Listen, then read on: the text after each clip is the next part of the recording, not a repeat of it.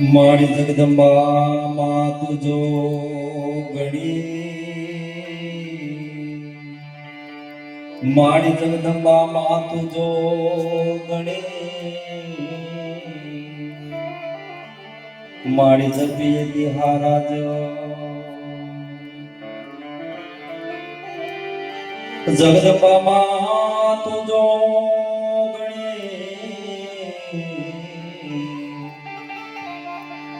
માણી જપીએ તિહારાજ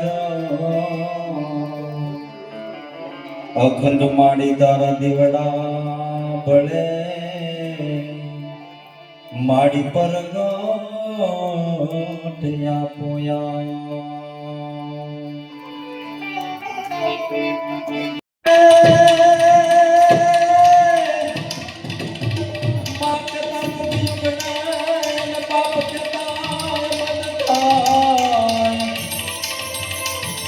બાપ બાપ જે ભૂલ પોરનો મારી મા પૂનમનો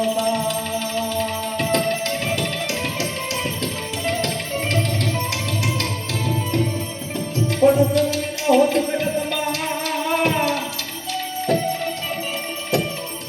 તો તારા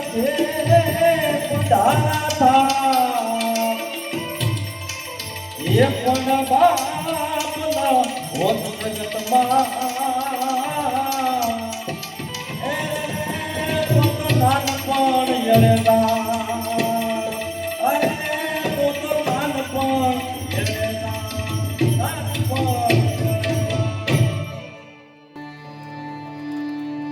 પૂજ્ય પાર્વતી માના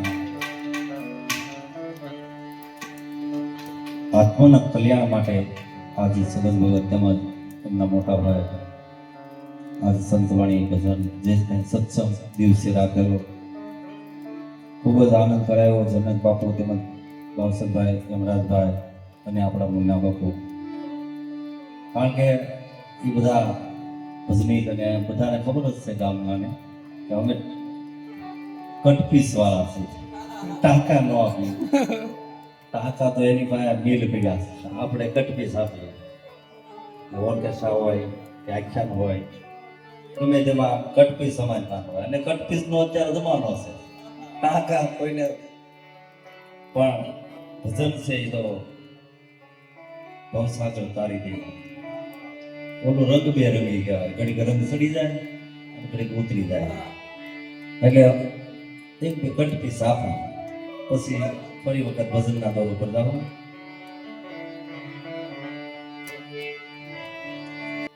માં કહેતા મોટી બધી અને બાપ કહેતા પછી થાય, કારણ કે માં પોતાની જન્મ દેનારી જગતમાંથી વિદાય એટલે નોંધારાતી જાય અને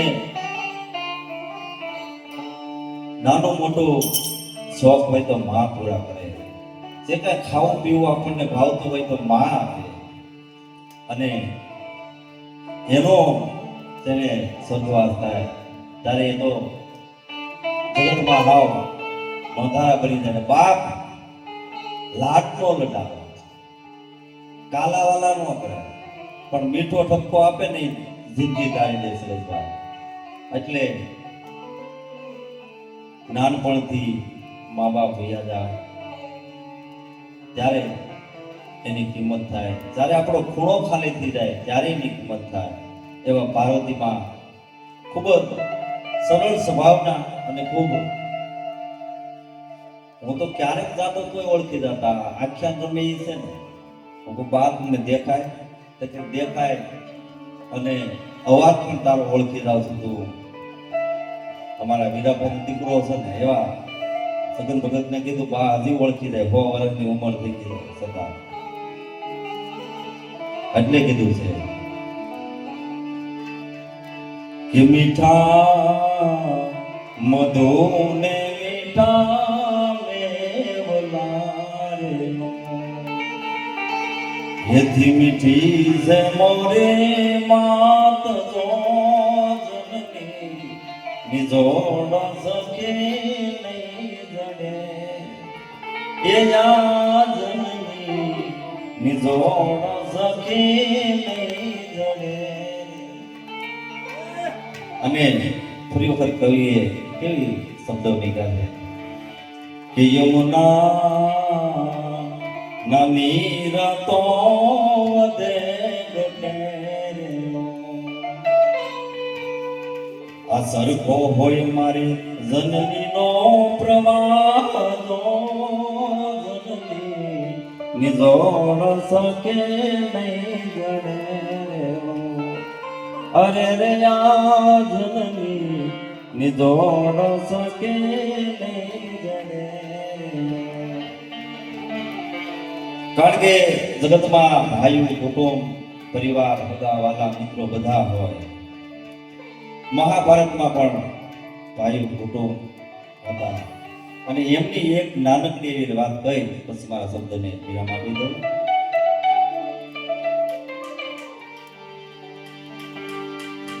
કે જ્યારે પાંડવો અને કૌરવો બંનેનો યુદ્ધ વિરામ થયું ને પછી બધું હાસલ રાજગાદી મળી ગઈ અને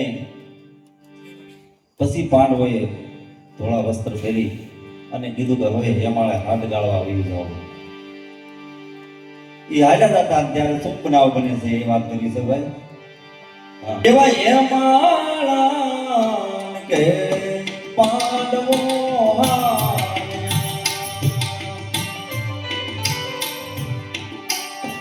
રસ્તામાં બોલે સુંદરે નારળે એને યાદો વગણા પાણીના પ્રેરણા ભૂસુએ વાણીમાં વિવેક લાગે માળા પાંડવો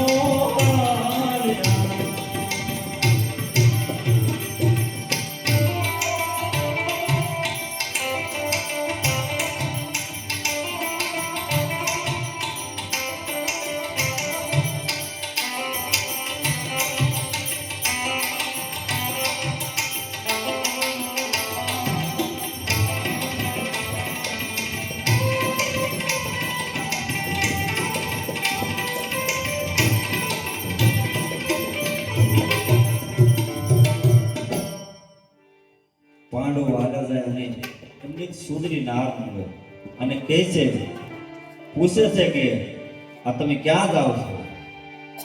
આટલું બધું રાત તમને હાંસલ કર્યા પછી પણ હજી સંતોષ નથી. એ નાર કોણ હતી? બધા ધરતી હતી. ધરતી એક સ્વરૂપ ધારી અને પાણીના પેરણા પહેર્યા અને પૂછે છે કે ક્યાં જાઓ છો? પેલું અર્જુનને પૂછે કે બાણ ક્યાં ગયા?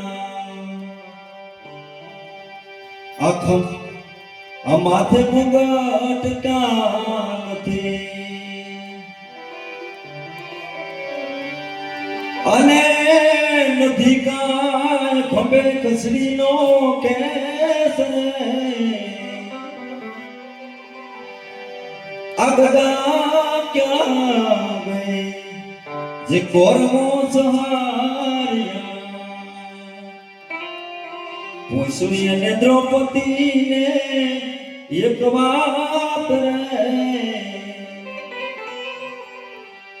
આ દુશાસન ના લોહીથી કેશ સમેણ ગયા થઈ હશે તમને હવે હૈયે ટાઢક રે. શું કહે છે કે દુશાસનના લોહીથી તમે સેતો પીડ્યો તો હવે તમને ટાઢક થઈ છે. અને છેલ્લા શબ્દોમાં ખૂબ સારી વાત પૂછે છે કે જેના માટે અરે ભાઈ ये भूमिका भेड़े